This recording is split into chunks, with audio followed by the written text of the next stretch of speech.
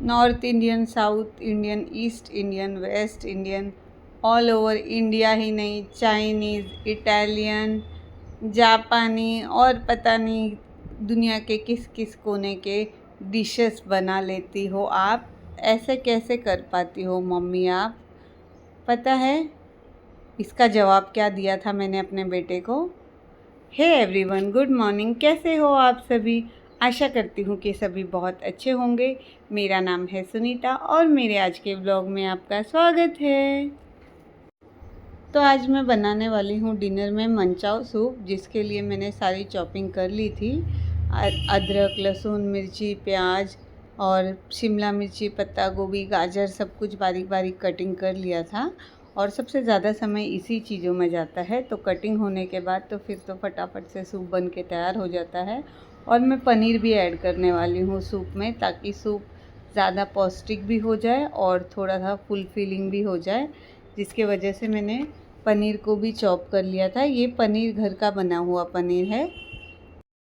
तो सूप बनाने के लिए मैंने फटाफट से कढ़ाई को गैस में रखा और फास्ट फ्लेम में तेल डाल के तेल को गरम कर लिया, और उसके बाद अदरक लहसुन डाल के उनको फ्राई कर लिया। उसके बाद हरी मिर्ची और प्याज को भी फ्राई कर लिया।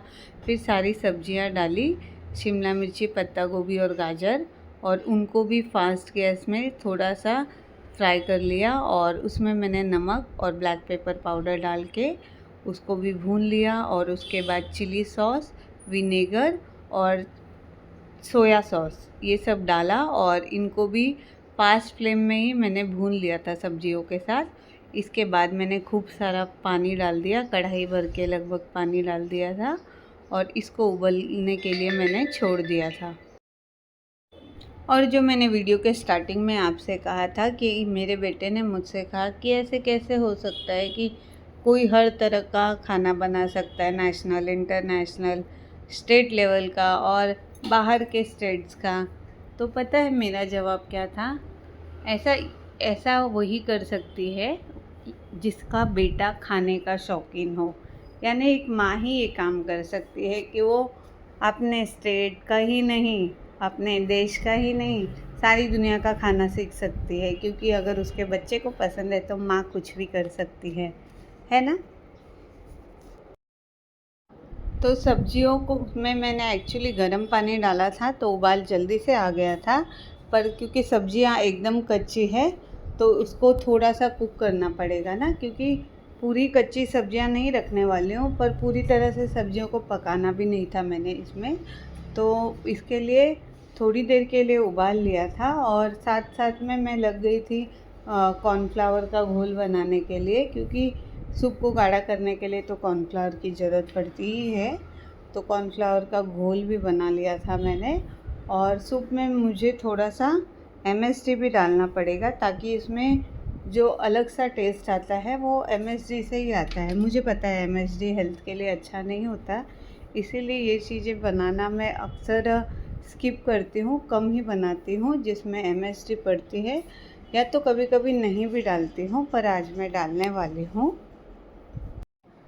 तो जब सब्जियां हल्का सा कुक हो गई थी तो मैंने उस टाइम में कॉर्नफ्लावर का घोल इसमें डाल दिया और सूप को गाढ़ा कर लिया था। सूप को बहुत गाढ़ा नहीं करना है, क्योंकि मंचाओ सूप बहुत गाढ़ा नहीं होता है, मीडियम रखना है, थोड़ा सा रनी ही रखना है। तो सूप को मैंने रनी ही रखा था, और थोड़ा सा एक आधा टेबल स्पून मैंने MSG इसमें डाला था, और उस सब को पका लिया। और फिर लास्ट में मैंने इसमें पनीर ऐड किया, क्योंकि पनीर को ज़्यादा पकाना नहीं था, वरना वो हार्ड हो जाएगा। और घर का बना हुआ पनीर है तो ऑलरेडी बहुत सॉफ्ट है, तो इसको ज़्यादा पकाने की ज़रूरत नहीं थी। तो फिर मैंने पनीर डाल दिया, और पनीर डाल के थोड़ा सा हल्का सा बॉईल करके फिर गैस को बंद कर लिया। और मंचाओ सूप में जो फ्राई वाला नूडल्स होता है वो मैं बाज़ार से लेके आ गई थी, क्योंकि मेरे पास इतना समय नहीं था नूडल्स बॉईल करके फ्राई करने के लिए, और वैसे भी बहुत कम क्वांटिटी में लगने वाले थे नूडल्स, तो मुझे लगा कि ख़रीद ही लेती हूँ। तो थोड़ा सा मैं 100 ग्राम के करीब ख़रीद के लेके आ गई थी, और फिर मैंने सूप की सर्विसिंग स्टार्ट की। सबसे पहले मैंने अपनी मम्मी के लिए बाउल लगाया। एक बड़े से बाउल में मैंने ढेर सारा सूप लिया, और ऊपर से ये फ्राई नूडल्स डाल दिया। और उसके बाद मैंने सबसे पहले मम्मी को दिया था और फिर दोबारा से मैं किचन में आई और मैंने अपने लिए भी एक बाउल भर के सूप ले लिया। उसमें फ्राई नूडल्स और स्पून डाल के मैं भी बाहर आ गई थी डिनर करने के लिए। और डिनर में आज यही सूप ही ये हमारा डिनर होने वाला है। और मेरे बेटे का भी डिनर यही सूप रहने वाला है। बेटे को आने में टाइम था तो हमने सोचा फटाफट से पी के वीडियो बना लेते हैं सूप, क्योंकि कैसा है बेटा आ जाएगा तो वो अनकंफर्टेबल होता है कैमरे के सामने खाने में, तो इसीलिए हम पहले ही वीडियो शूट कर लेते हैं और अपना डिनर कर लेते हैं।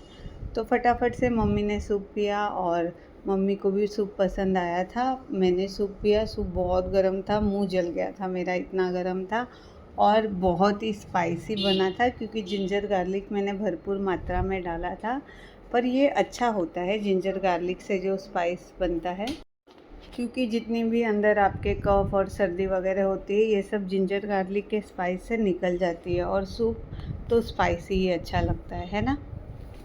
तो मस्त करके मैंने अपना सूप 1 बाय 1 स्पून से इंजॉय कर रही थी। कोको भी सामने आके बैठ गया था और कोको को डिनर पहले ही करा दिया था मम्मी ने। मम्मी अक्सर अपने खाने के पहले उसको खाना खिला देती है।